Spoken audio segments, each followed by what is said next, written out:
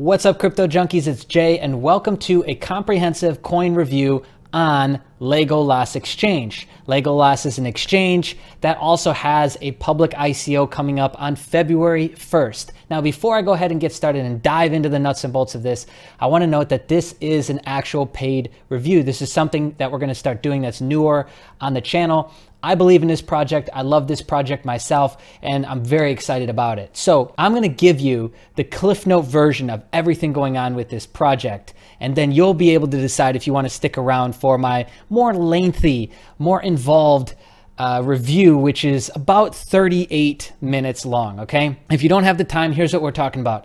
Problems in the exchanges are things like authentication, are things like price manipulation, latency problems. There's the theft issues going on, moving fiat over back and forth from bank accounts. All of those are stacking problems that we're all facing with exchanges, more specifically an exit exchange that allows you to exit to and from fiat into crypto. So Legolas plans on tackling a ton of these problems: the front running problem, the problem with bots, the problem with latency on the exchanges, orders getting not executed in the proper order, and they plan on leveraging a centralized and blockchain solution here. Now, Legolas is set up in France, incorporated in France. They've brought on some help, some key partnerships and key players that I think will really help fill the gaps here. So first off, they brought in Ledger. Yes, Ledger that makes the Ledger Nano. So there's where the hardware solution, the HSM solution, is going to come in. They've brought in a partnership with the Maker Group.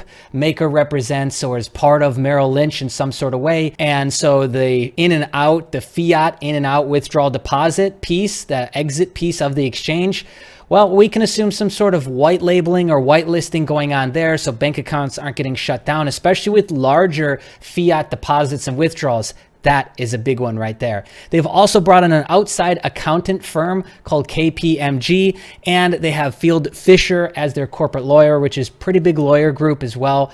And that's some of the core team that you can expect, and that's going to provide some of the solutions to these problems that we're going to talk about here.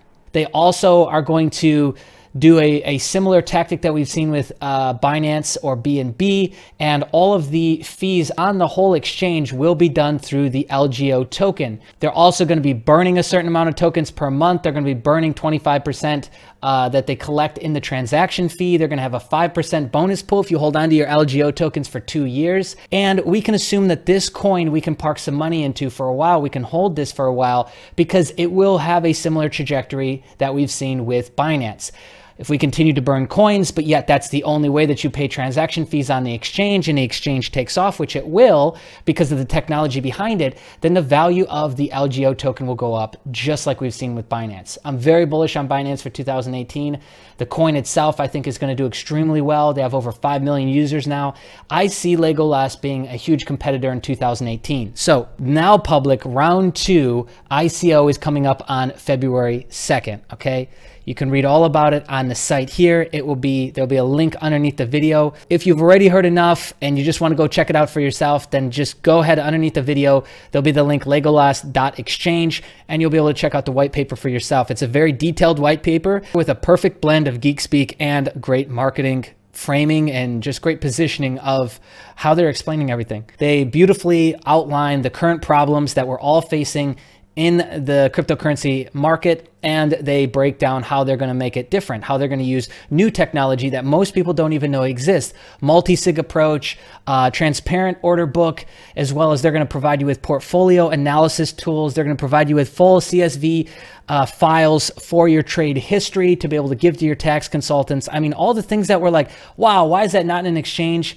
I think they've just about covered them. Anyways, link under the video. If you've seen enough already, go check out the exchange. Be ready. February 1st is going down in just a couple days, and you can go ahead and get in on this ICO round. Now, if you want the full comprehensive review, stay tuned, and let's now dive into geek version of Jay, where I basically read through the white paper with you and give my feedback and analysis. Let's go. And so this is probably going to be a little bit longer of a review because there's so much to cover. I really wish too that I would have shot some of this when I was going through the white paper for the first time, because I don't know, maybe I was just being goofy because I hadn't slept a lot, but there would have been some funnier things that I put in here. So anyway, I want to break down the white paper with you, break down the big problems and how they define them and how they talk about them in the industry right now with current exchanges. And then we'll talk about the team, we'll talk about the solutions that they have. And this is one of those projects that it fits the criteria for a really, really great project, meaning that so many of the little variables and checkboxes are ticked. And these are the things that I now look for.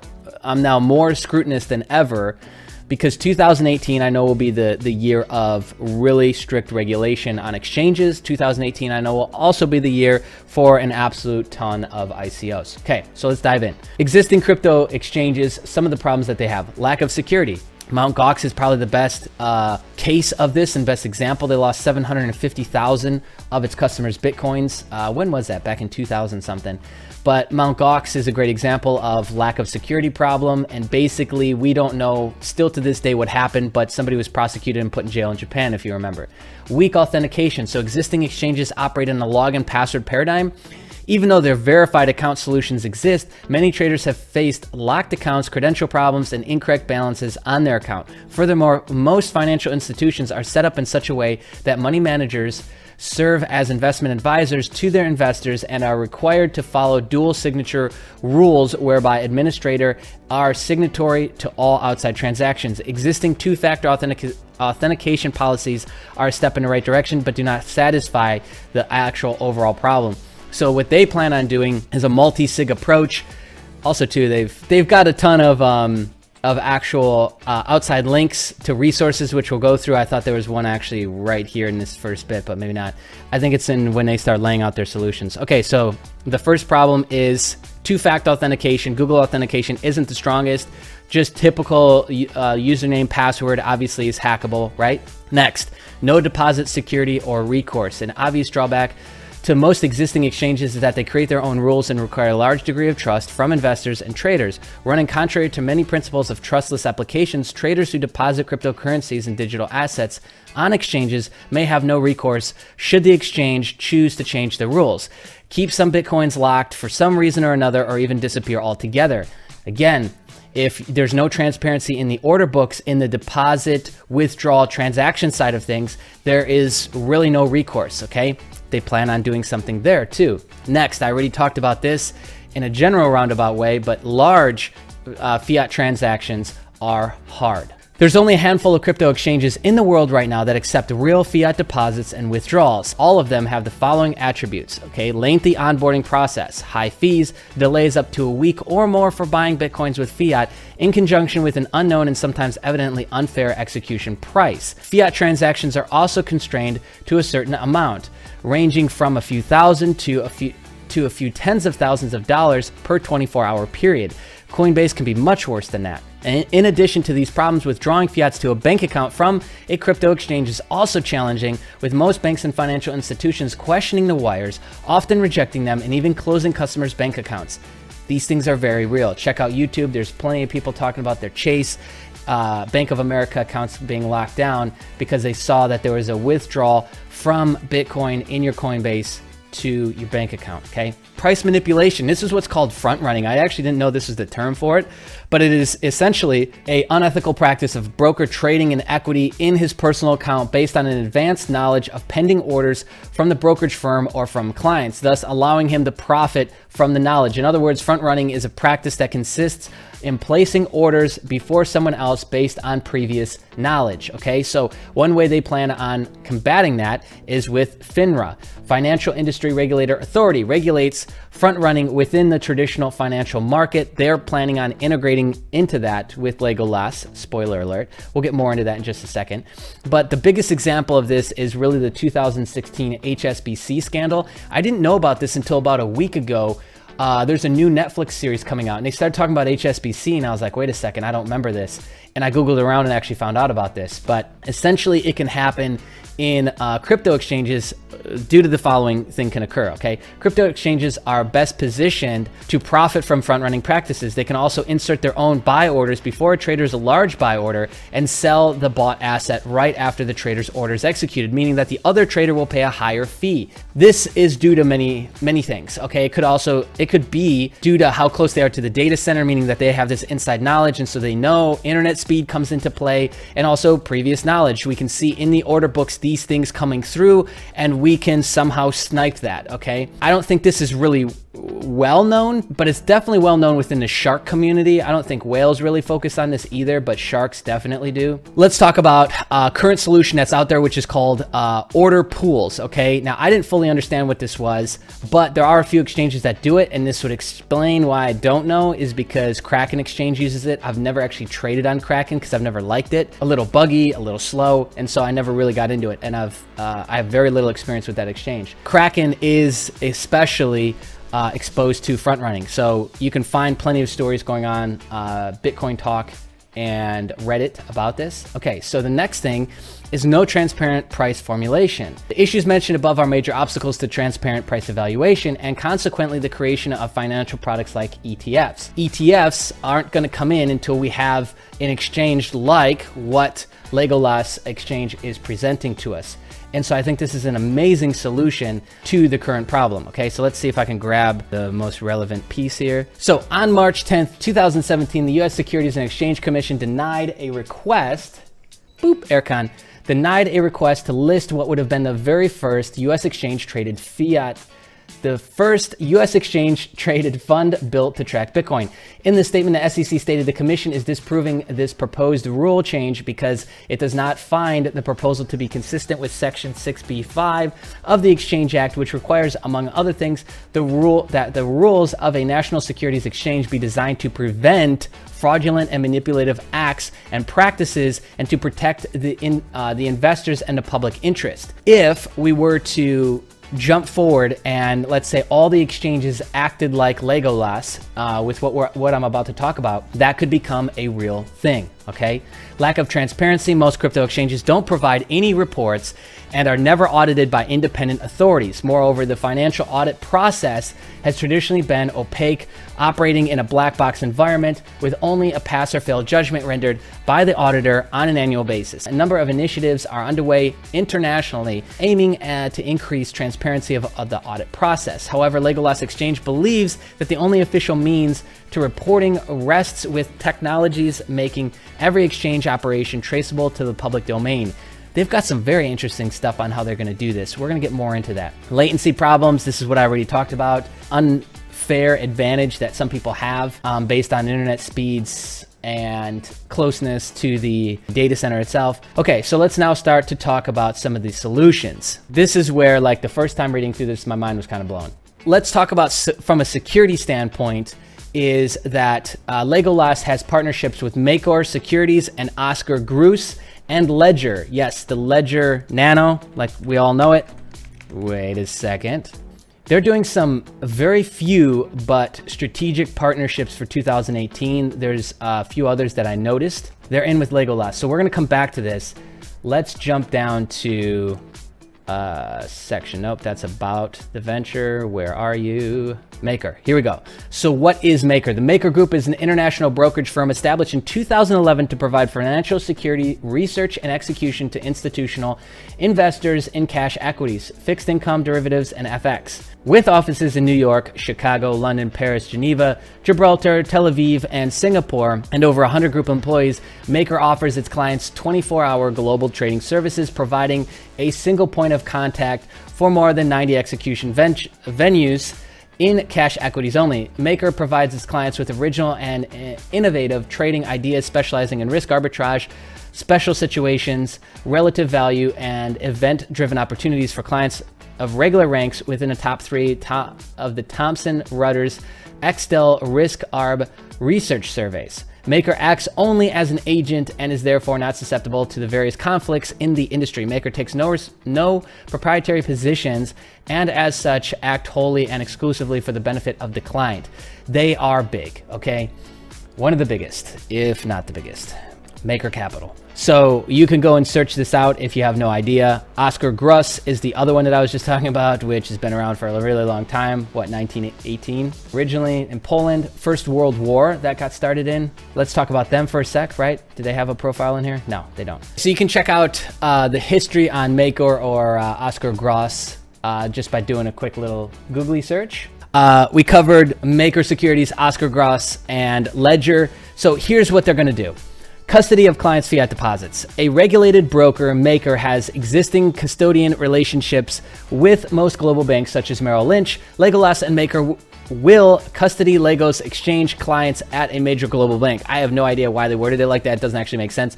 Here's what that means, is they are going to actually white label you, whitelist you in a way, because they're using the Maker relationships and Merrill Lynch banking system. Is you can expect that your deposits and withdrawals will be treated a little bit differently. That doesn't mean that you won't be asked questions. That doesn't mean that, you know, over the traditional $10,000 wires will get, you know, the scrutiny that under $10,000 wires don't get. All of that will stay the same because that's a governmental thing. But what will change is that just because the bank or JP Morgan doesn't like Bitcoin or cryptocurrency because he has other agendas, your bank account won't be at risk to get shut down, okay? That's all that means. So just because you're involved in the crypto market, you can expect like a whitelist, white label treatment, okay? Advanced multi-sig and secure terminals. Optional features based on multi-signature will be available to control active and cold storage. We will work with several hardware wallets and hardware manufacturers to offer optional secure terminals displays to validate orders, like Ledger. Segregated custody of cryptocurrencies. Dedicated HSM storage will be available at an optional service for clients. Authentication. Simple login and password. Access type will not be allowed on Legolas. Legolas will enforce secure two-factor authentication protocol with what's called FIDO UTF. Support or client certificates. By default, weak two-factor authentication like one-time passwords or Google Authenticator won't be authorized or will temporarily be tolerated since these methods are vulnerable for phishing attacks. This is the article you can read to talk about phishing, not phishing, but PH. And basically, this has been a new issue on the rise. Like, just because you have two-factor authentication doesn't actually mean that you're safe. I didn't even know about this, and it's just because, again, I was uninformed. So you can give this a read because it's pretty interesting, but what it essentially means is that we're at the time and era to where, you know, a 4 or 6 or 8-digit number used on your phone, and maybe you don't have Wi-Fi enabled, and maybe nobody can track down a phone number and take that over or brute force it through your email account. It's not enough. So to be truly secure, and again, if we're talking about holding hundreds of thousands, if not millions of dollars on an exchange, this becomes even more important. But overall, to the whole ecosystem, the security needs to be beefed up, okay? So there's still a lot of sites, not exchanges, but a lot of just crypto sites that don't use even two-factor authentication, which is insane. Active storage and cold storage, these guaranteed by different certified hardware security module or HSM, thanks to their partnership with Ledger. Legolas Exchange clients will be given a key on a 2 of 3 multi-sig wallet along with Legolas Exchange and a trusted third party. The key given to the third party will be stored in a Ledger cold wallet, itself stored in a bank safe. Should the client lose her key, the stored key will be retrieved from the bank, ensuring complete security of the funds. This, to most people, rewind like 5 years ago, they're like, wow, man, that sounds like some Ocean's 12 stuff. That sounds like some Matrix stuff.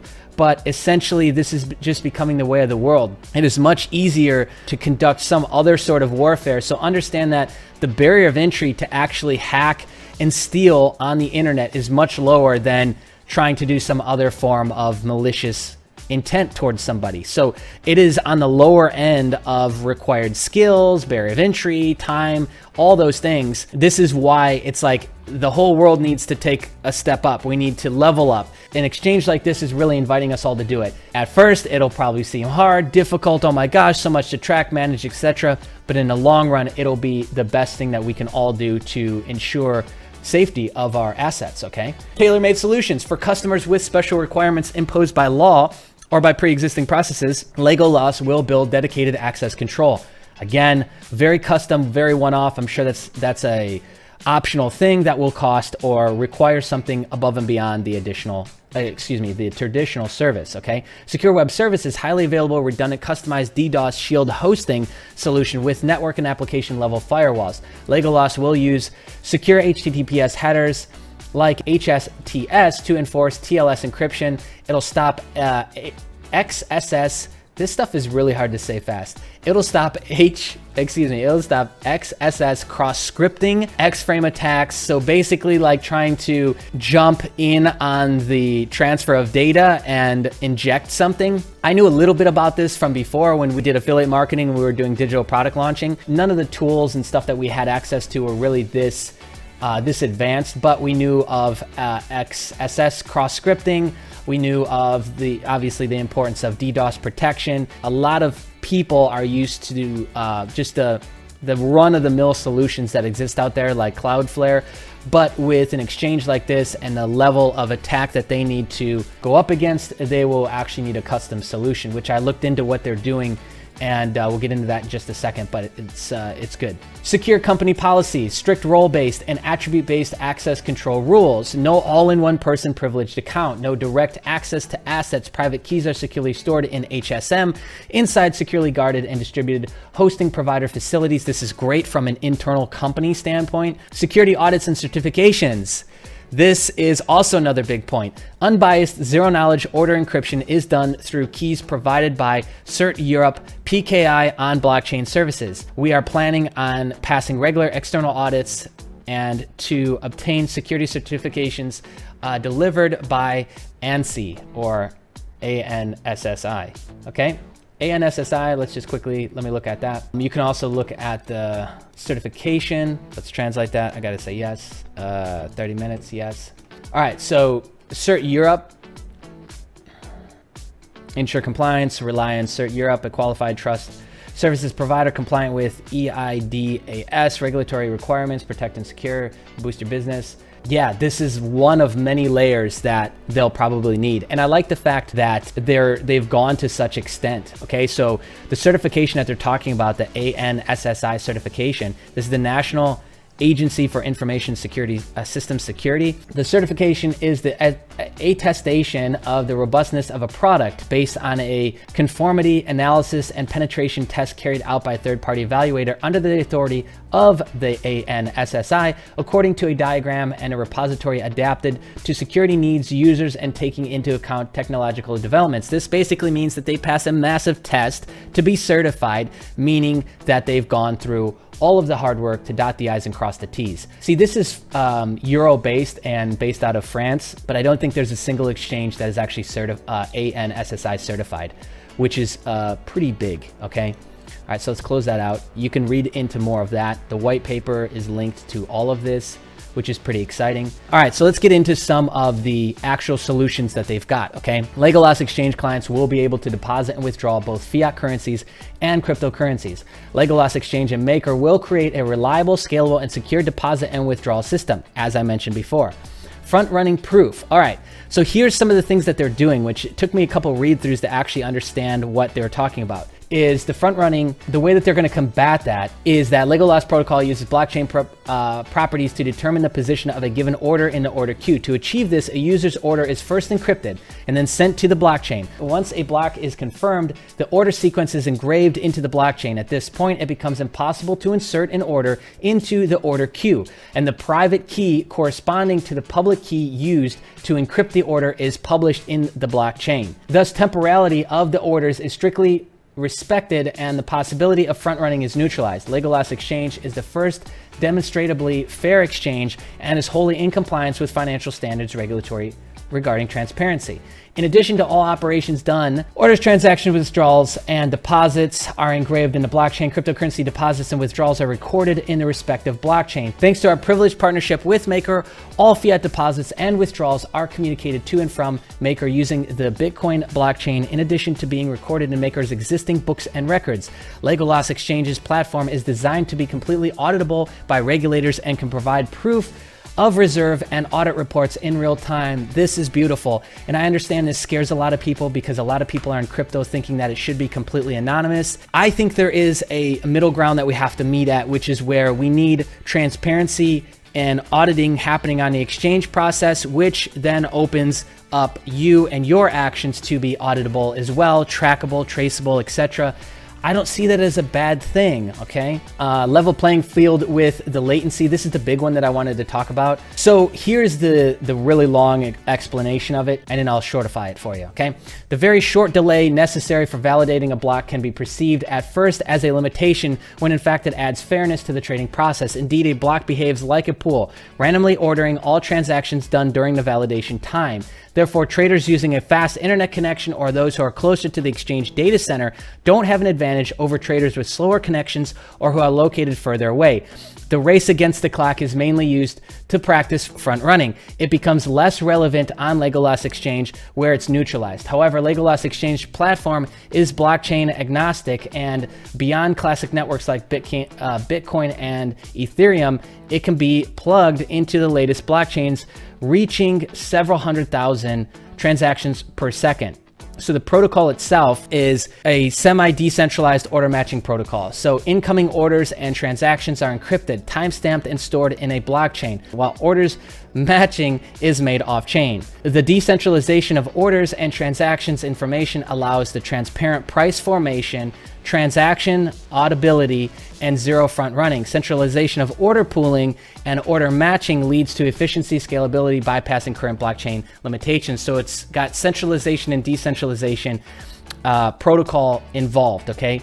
All right, so here is an overview of how the actual process would work. Let's just read through this. In each batch, the independent and certified PKI publishes a public key and a private key in the blockchain. The public key can be used by anyone to encrypt and publish data in the next batch. The private key can be used by anyone to decrypt the data published in the previous batch. Trader retrieves the public key for the next batch from the blockchain. Trader encrypts his order and a random number with public key and sends the encrypted order to the order pool. Orders in the order pool are encrypted and are ordered by timestamp, which makes front running impossible as price and volume information are not made available to the exchange. All encrypted orders in the order pool are hashed and published in the blockchain and ordered sequentially. So there is no fluctuation in this, which this process sounds like it'll take a lot of time, but it actually doesn't. Then this will again stop that front running process, okay? Which is a big deal. Like, there's a lot of people in our community, there's a lot of people in the cryptocurrency community that lose out on trades and they don't get the best Satoshi price that they could. Now, I also think that, I'll just say this random note, I don't know if this exchange will just come out and be amazing right out of the gates, because there are so many people that do take advantage of the current framework that is used in exchanges, and they kind of ignore the high risk that they have of their assets and that the exchange could go away at any moment. Like, as I shoot this, Coincheck is one of Japan's biggest cryptocurrency exchanges, lost about 400 million in NEM tokens. This was just published like within the last, I think, hour. So as I'm shooting this video, we just see a live example of coins being lost. We just see a live example of an exchange that, because it's not using a lot of these protection mechanisms that Legolas wants to use, we lose.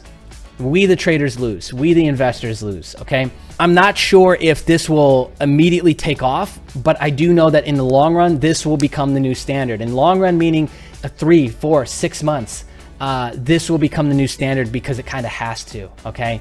So once a block is confirmed, Order Queue Engine retrieves the private key for the previous batch from the blockchain. Order Queue Engine asks the order pool for all encrypted orders corresponding to the hash published in the blockchain in step 4. Order Queue Engine randomly sorts encrypted orders in the following manner. Each encrypted order is concatenated, I'm not even gonna try that one, with the block's hash and hashed. The resulting hashes are sorted alphabetically. Once orders are sequenced, Order Queue Engine decrypts them and sends them to matching engine and backend. I hope this is starting to make sense. You might have to re-listen to that or reread this a few times. Matching engine sends completed trades to backend. In addition, trade logs are sent to the blockchain where they are safely stored. User interface communications with backend to display order books, latest trades, and all other relevant information. Let me stand up. I'm getting too hyped for the chair, okay? All right, let me stand up here. The next thing that I want to talk about is I want to talk quickly about the user interface, and I'm going to talk about some of the other benefits that we've got going here. The user interface is going to be using Node.js for the back end and React.js for the front end, which is the standard. I used to do development for, well, I ran a development firm for about 5 years. This is when Node.js was just starting. This is when RESTful APIs were just starting to come out. And all this stuff is amazing technology to actually speed up the process of a site. These are the sexy things that if you don't know what it means, then you don't really know what it means. I will tell you that this is a lean framework that they're using that should provide super fast page load times and be able to manage a large amount of bandwidth, a large amount of users. So at first, they're gonna have limit orders, market orders, stop loss orders, and they're gonna have matching algorithms for, I don't know what a FIFO, a pro rata is, but I know a market maker allocation and what that like algorithmically means, okay? So those will be initiated right from the get-go. REST APIs and WebSocket APIs will be available as well for third-party tools that want to integrate. And here's where the fun stuff starts. Here's where the stuff that like everybody who is in America, in the US will absolutely love this, is that they will run custom reports. They will track everything and make it very easy for you to give it to your tax consultant. They will also do portfolio analysis, basically give you everything that you need, all your trades broken down in a easy to digest format to give to just export and give to your tax consultants, and also to show you the performance of your portfolio, which I'm surprised that this is the first exchange that I've seen doing this and talking about this. Even just the reporting, even just being able to like export a CSV file is traditionally really, really hard. We have to use tools like cointracking.info, which has a free program, but also is paid and can be quite expensive if you are a day trader that is making thousands of trades every single week, all right? This is a huge plus, all right? Let's get into the team now, and then I wanna quickly talk about the ICO. I think the reason why a lot of people haven't heard about this ICO is because the February 1st round 2 that we're about to see is for all regular investors. It's for US investors, it's for regular guys like you and me. The other 2 rounds were private rounds, and that's probably why we really didn't hear about it, okay? So everything's gonna be based off the LGO token. And this is another one of the little gems that I like. But basically, they're not gonna have an exchange fee. There's gonna be a fee that's paid in LGO tokens, which is probably why they didn't want to give me any, okay? They paid me on BTC to do this review. I actually asked for LGO tokens, but they will not do that. And the reason why is because they need those. So all the fees will be taken out in LGO tokens. So this is deposit withdrawal fees, this is trade fees on the exchange itself. And here's what's interesting about it. 25% of the fee will be burned, with an overall 50% burned monthly. So this means that the overall supply, just like on Binance with the BNB coin that we've seen, which that model works so well, the overall LGO token supply will go down over time. This will drive up the value of the coin. This is another coin that I think we can all safely assume will hit very high numbers. Just like we've seen Binance hit almost $30 at the time of recording this, I think Binance has the legs to easily hit over $100 per coin. As the supply goes down, the demand will go up. LGO is a little bit even different, more so than Binance, because everything is paid out in LGO. Everything. This is going to make the demand insane over time.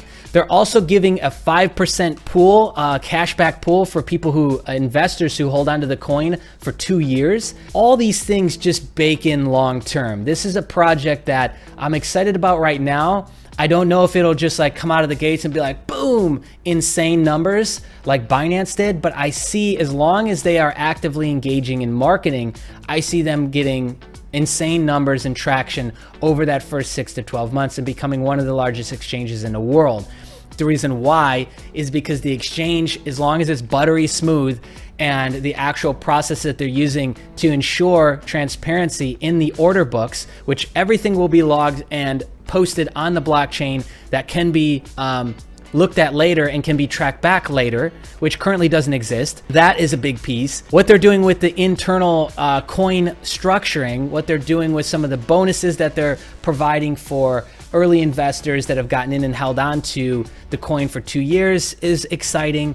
And overall, I think the project is really, really exciting. So what we're about to get into is round 2. Round 2 will be for all of us, the public, okay? What you can expect is for that to roll out on February 1st. Most of the tokens have already been sold. This formula here actually explains the percentage and the price of the coins that you'll actually pay in pre-ICO, round 0, round 1, round 2, but they don't actually list it now. Go figure, they've algorithmically created a way that round 0, round 1, round 2, each round will pay less than the next round, and they've done that algorithmically. They just haven't set a price and just kind of made that up. They've actually decided that based on an algorithm. So here's actually what the price would break down to be based on the total sold and the operating supply of the LGO token. If you want to go through and do the math on that, you can, but you can assume that round 0 is going to pay less than round 1 is going to pay less than round 2. And then once it gets out of ICO and it's actually launched, it will be more expensive than every single round paid. So that's impressive that they've algorithmically determined that based off that little bell curve that you saw. I already covered the 2-year holding bonus. Use of proceeds will be used for all the good stuff that every ICO needs to be paying for. They need to be paying for marketing and advertising, obviously wages within the company, obviously infrastructure, and continuing to grow the tech and the team that will be required to build out the platform that they are pledging that they're going to create, okay? So overall, pretty exciting project. The last thing I want to kind of go through is, let's just highlight the CEO, Frederick, an accomplished entrepreneur and investor of 20 years. Frederick has, why do I keep saying Frederick? Frederick has founded, there's a lot of things above his E's, by the way. Frederick has founded and exited 4 companies for a total value of $400 million. That's a big deal to actually get involved in a business, run a business, and have it generate, even at a gross level, 50 million, 5 million, a million, let alone $400 million. So we can assume maybe if we broke that out evenly, 100 million per company, that's impressive, okay? You can read more about Frederick here. The whole team is just insanely impressive. The depth of the white paper, I think, is something too that should be rewarded and should be taken into consideration when looking at a project like this, because this white paper is not short. It's 35 or 36 pages, and overall it's very, very detailed on everything that you need to know. So it really breaks down the clear pain points of what we're facing right now with exchanges, and very clearly articulates on what they plan on doing to be different, to fix it, and to really set a new standard in this industry, which again, I think as long as they do exactly what they say they're going to do, we should see a new standard in 12 months or less that everybody will have to up their game. Every other exchange will have to follow suit, because if this concept takes off and everybody recognizes the value in it, is the bigger point, then it'll force everybody else to have to do the same, which I think is going to be great. Some exchanges won't, obviously, but a lot will. Okay, so lastly, for all of those who are curious, Legolas Exchange is set up, incorporated in France, and they've brought on KPMG for account auditing and Field Fisher as corporate lawyers. So I know that a lot of times, you know, ICOs would just bring on lawyers and they don't really consult. The bigger the law firm, usually the more likely it is that they're not just going to turn a blind eye or not even really be involved with the ICO process and just kind of say, yeah, do whatever you want. Usually they're very much involved. Field Fisher is, in fact, a very large law firm. That builds trust, I think, in the marketplace. The fact that they're going to bring on an external auditing account firm, I think, is also, too, going to build a lot of trust, and really what they're going for with transparency in the entire exchange process, I think, is a big step forward.